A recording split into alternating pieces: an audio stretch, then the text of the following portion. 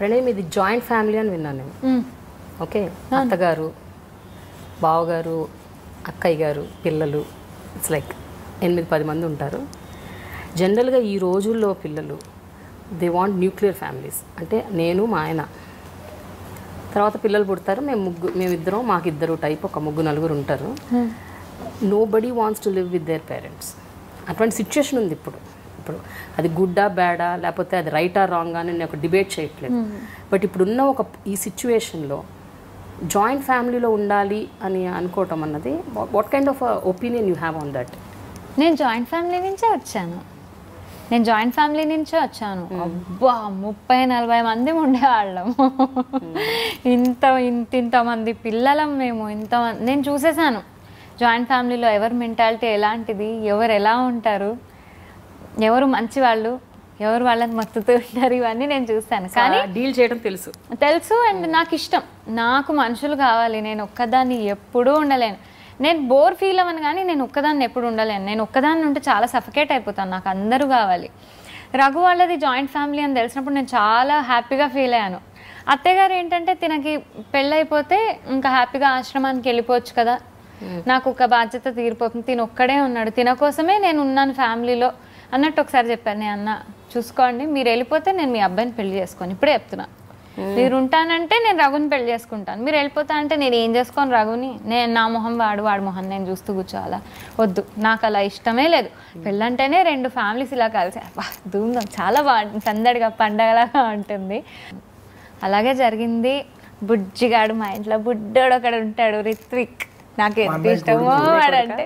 వాడు వచ్చేస్తాడు, వాడు నిమిషానికి బాబాయ్ పిప్పి అనుకుంటూ వచ్చేస్తాడు. వాళ్ళ కూతురుంది నాను అని, మా ఆడబడ్స్ గారి పిల్లలు ఉన్నారు, అందరం కలిసి ఉంటాం.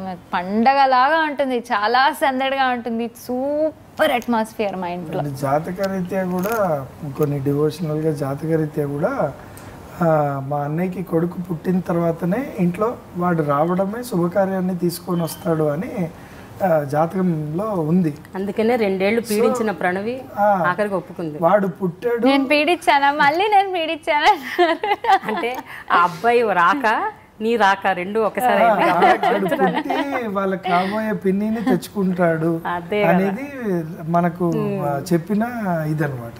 సో వాడు పుట్టిన తర్వాతే మా ఇంట్లో శుభకార్యం జరిగింది. ఆ శుభకార్యం వాడే తెచ్చాడని ఒక మా మదర్ కానీ, మా మదర్ గురువులు కానీ, మా గురువు విశ్వామిత్ర మహర్షి కానీ సో ఇలా చెప్పారు. అక్కడి నుంచే వస్తుందని. అందుకే మేము వెయిట్ చేస్తూ ఉండేవాళ్ళం.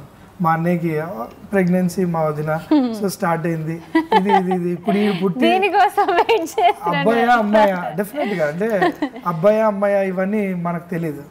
ఎవరైతే వస్తారో వాళ్ళు పుట్టడం ఇంట్లో బాబాయ్కి మంచి జరుగుతుంది అని చెప్పారు. మా అన్నయ్య జరిగిందిగా, డెఫినెట్ గా జరిగింది. అందుకే రావడం ఆడికే అంటే మాకు జరిగింది, అందరికి 2 ఫ్యామిలీస్ కి అద్భుతం. మొత్తం ఇప్పటికి ఎన్ని సినిమాలు కొరియోగ్రఫీ చేశారు? నేను అప్రాక్సిమేట్ గా అంటే ఇప్పుడు మీరు చెప్తే లెక్క వేసుకుంటాను. నెలకు ఒక 5 సాంగ్లు చేస్తాను. అందులో ఒక 4 మూవీస్ అనుకుంటా ఆన్ అండ్ యావరేజ్ గా. అంటే ఒక మూవీలో 2 సాంగ్లు జరగచ్చు ఆన్ అండ్ యావరేజ్ గా. ఒక సరే 3 వేసుకుందాం, 3 మూవీస్ అనుకోండి, లేదా 4 మూవీస్. అట్లా దాదాపు ఇప్పుడు మీరు అన్నట్టు 2011 నుంచి, అంటే ఆర్యా 2 వాజ్ లైక్ 1 year, 2010 నుంచి చేస్తున్నాను. సో కొన్ని సందర్భాలు ఉన్నాయి. పొద్దున ఒక సినిమా, సాయంత్రం ఒక సినిమా కూడా చేశాను. అంటే నైట్ షూటింగ్ ఒకటి, పొద్దున ఒక సినిమా. 200 చేస్తుంటారు అయితే? చేసే ఉంటాను. ఇంకా కన్నడ అవి చేశాను, తమిళ్ చేశాను, కన్నడ రకరకాలుగా చేశాను. Very good. నువ్వు ప్రణవి ఎన్ని మూవీస్లో పాడావు?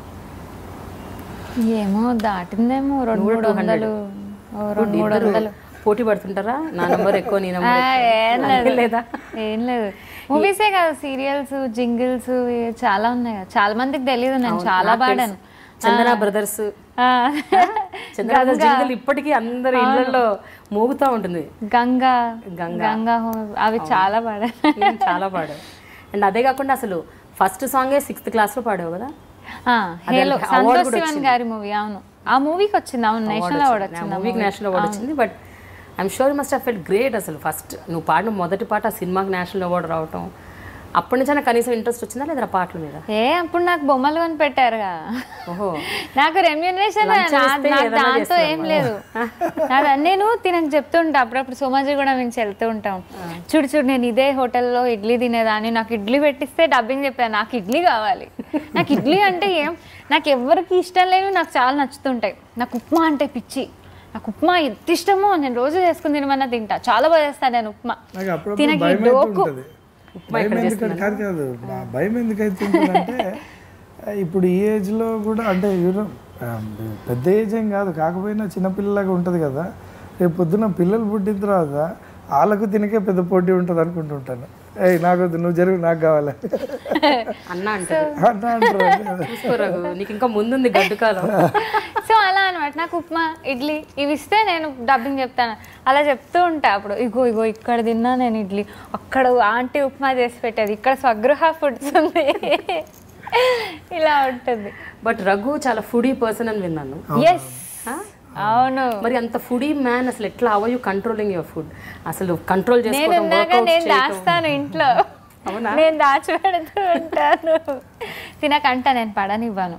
అప్పుడప్పుడు తిన కోపం వచ్చేస్తుంటుంది, ఎందుకు లాగేసుకున్నావు, నువ్వు ఎందుకు తినేట్లేదు, ఊరుకో నువ్వు ఇది తినొద్దు, నేనే తింటాను, నువ్వు అదే తిను అంటుంటా. పాపం నాకు బాధగా ఉంటుంది. డైలాగ్ విత్ ప్రేమ అండ్ ప్రేమ గారితో ఇంటర్వ్యూ చేయడం చాలా చాలా ఆనందంగా ఉంది. నీకు ఎలా ఉంది ప్రణవి, చెప్పు? నాకు చాలా చాలా చాలా ఆనందంగా ఉంది.